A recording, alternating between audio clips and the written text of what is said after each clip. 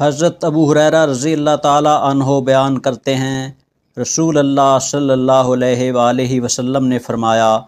عورت سے 4 چیزوں، اس کے مال، اس کے حسب و نسب، اس کے حسن و جمال اور اس کے دین کی وجہ سے نکاح کیا جاتا ہے۔ تیرے ہاتھ خاک آلود ہوں، تم دیندار کے ساتھ نکاح کر کے کامیابی حاصل کرو۔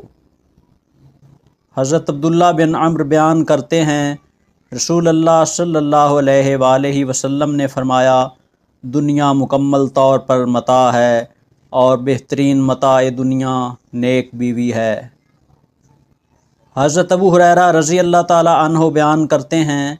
رسول اللہ صلی اللہ علیہ وآلہ وسلم نے فرمایا، اونٹوں پر سوار ہونے والی عرب عورتوں میں سے قریش کی صالح خواتین بہتر ہیں۔ وہ اپنے چھوٹے بچوں پر نہایت شفیق اور شوہر کے مال کی انتہائی محافظ ہوتی ہیں۔ حضرت اسامہ بن زید رضی اللہ تعالیٰ عنہ بیان کرتے ہیں،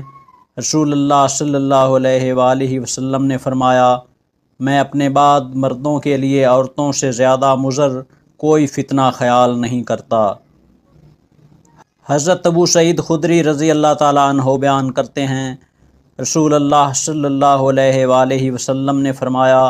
دنیا شیریں اور سرسبز و شاداب ہے، بے شک اللہ تعالیٰ تمہیں اس میں خلیفہ بنانے والا ہے، وہ دیکھے گا کہ تم کیسے عمل کرتے ہو۔ تم دنیا اور عورتوں کے فتنے سے بچو،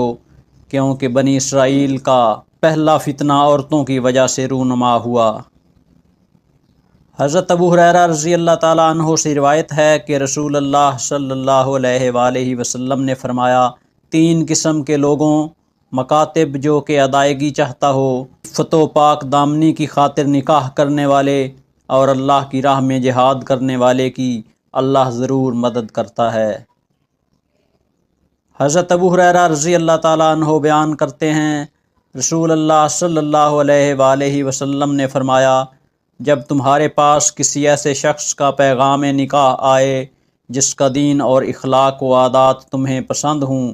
تو اسے بچی کا رشتہ دے دو، اگر ایسا نہ کرو گے تو پھر زمین میں فتنہ اور بڑا فساد ہوگا۔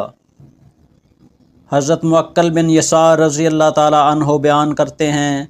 رسول اللہ صلی اللہ علیہ وآلہ وسلم نے فرمایا، شوہر سے زیادہ محبت کرنے والی اور زیادہ بچوں کو جنم دینے والی عورتوں سے شادی کرو، کیونکہ میں تمہاری کثرت کی وجہ سے دیگر امتوں پر فخر کروں گا۔